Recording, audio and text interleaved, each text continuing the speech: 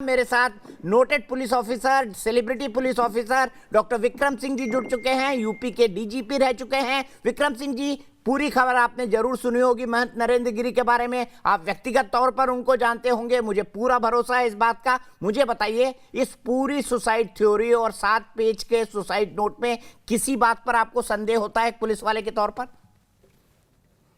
दीपक जी नमस्कार। मैं इस गद्दी से और महंत जी से दशकों से जुड़ा हुआ हूं और इस गद्दी से कई पुश्तों से जुड़ा हुआ हूं। मैं कम से कम इसको हजम नहीं कर पा रहा हूं कि महाराज जी आत्महत्या करेंगे। मैं उनको जमाने से जानता हूं, वो बल्कि जो आत्महत्या करने वाले होते हैं वो अगर उनके पास जाते थे तो उनका संकल्प बदल जाता था और उनकी निराशा समाप्त हो जाती थी। महंत जी उनमें से थे, महाराज जी उनमें से थे जो कि सदैव सबको आशा और मंगल की शुभकामना देते थे और मंगल की तरफ ले जाते थे। और ये कोई अगर आत्महत्या करता है तो वो एक पल का होता है दीपक जी, और अगर वो पल गुजर जाता है तो आत्महत्या का सवाल समाप्त हो जाता है और वो जो मन में दुश्चिंताएं होती समाप्त हो जाती। कोई निबंध नहीं लिखता है 8 पन्ने का। 8 पन्ने का अगर निबंध लिखा है तो इसका मतलब दीपक जी ये स्पष्ट है कि उनका दिलो दिमाग अभी काम कर रहा है।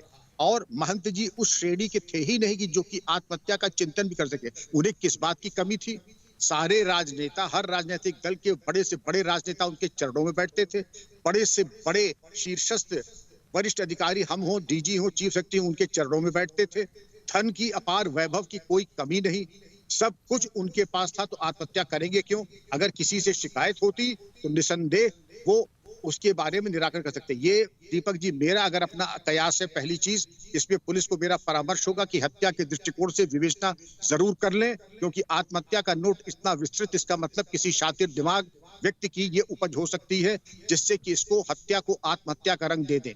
तो दीपक जी मेरा पहला निष्कर्ष तो ये है कि मुझे ये विश्वास नहीं हो रहा है कि महाराज आत्महत्या कर सकते हैं। दरवाजा अंदर से बंद करते, मैं बचपन से जा रहा हूं, मैं सबसे उम्र दराज हूं इस वक्त, मैंने आज तक वो दरवाजा आज तक अंदर से बंद होते हुए देखा ही नहीं। और 3 पुश्त से तो मैं जा रहा हूं, मेरे दादा जाते थे, मेरे पिताजी जाते थे, मैं जाता रहा हूं, मेरे पुत्र जा रहे हैं। लेकिन मैंने आज तक ये कभी सोचा नहीं था कि इतनी महान और पवित्र गद्दी में इस प्रकार का लांछन लगाने के उद्देश्य से और धन की लोलुपता के कारण इस तरह का कृत्य भी हो सकता है। तो दीपक जी मेरा परामर्श होगा कि हत्या के दृष्टिकोण से जरूर देख लें। सर, लेकिन सबसे बड़ी बात मैं यहाँ पे कह रहा हूं कि पुलिस ने तो खोलते से ही बता दिया कि भाई कुंडी चारों तरफ से बंद थी, आत्महत्या का शक है। फिर उसके बाद 7 पेज का सुसाइड नोट भी आ गया। फिर आत्महत्या में जिन जिन लोगों के नाम लिए उनके नाम भी पुलिस ने सार्वजनिक कर दिए और उनको गिरफ्तार भी कर लिया। तो क्या ऐसा नहीं लगता कि पुलिस इस केस को बंद करने की जल्दबाजी कर रही है? क्योंकि जो एक आरोपी हैं आनंद गिरी, जिन पर एबेटमेंट ऑफ सुसाइड का आरोप लगा है, उन्होंने कुछ पुलिस वालों के नाम भी लिए हैं कि वो भी षड्यंत्र में शामिल हो सकते हैं। तो ऐसे में प्रयागराज पुलिस जांच कैसे करेगी? इसमें दीपक जी आपने सही कहा, कम से कम सीबीसीआईडी, सीबीआई नहीं तो सीबीसीआईडी की जांच होनी चाहिए।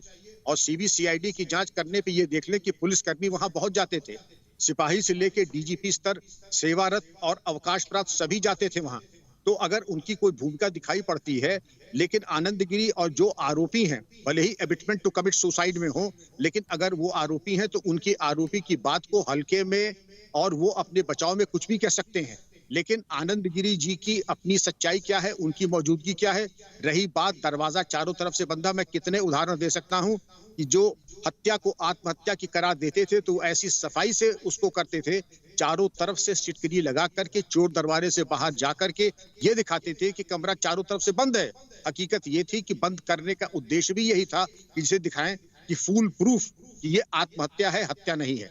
लेकिन अगर गहराई से इसकी जांच की जाए तो मैं समझता हूं कि सच्चाई सामने आ जाएगी। दीपक जी एक आखिरी चीज मैं आपसे जानना चाहूंगा, क्या आपको नहीं लगता कि इसकी उच्च स्तरीय जांच होनी चाहिए? क्योंकि अभी तो खबर आ रही है कि शायद उनका पोस्टमार्टम भी नहीं होगा, 8:30 बजे सुबह उनका अंतिम संस्कार कर दिया जाएगा। इतनी जल्दबाजी क्यों प्रतीत हो रही है वहां पर परिस्थितियों के हिसाब से? दीपक जी ये मेरी समझ में नहीं आता। महत्वपूर्ण प्रकरण है और अस्वाभाविक मृत्यु है, इसमें तो पोस्टमार्टम नहीं, पोस्टमार्टम 3 डॉक्टरों के द्वारा वीडियोग्राफी होनी चाहिए इस पोस्टमार्टम की। पोस्टमार्टम न करना ये मिसकैरेज ऑफ जस्टिस होगा, अन्याय होगा महंत महाराज जी के साथ। और सच्चाई जानने का हक है, क्योंकि मैं उस गद्दी का भक्त हूँ और 3 पुश्त से अगर जा रहा हूँ तो मेरी मांग होगी कि पोस्टमार्टम महाराज जी का होना चाहिए, जिससे पता लगे और अपराधियों का सफल अनावरण हो सके। और अंतिम संस्कार में जल्दबाजी न करें, पूरी जांच करने के उपरांत 3 डॉक्टरों के द्वारा पोस्टमार्टम और वीडियोग्राफी वाला पोस्टमार्टम होना चाहिए।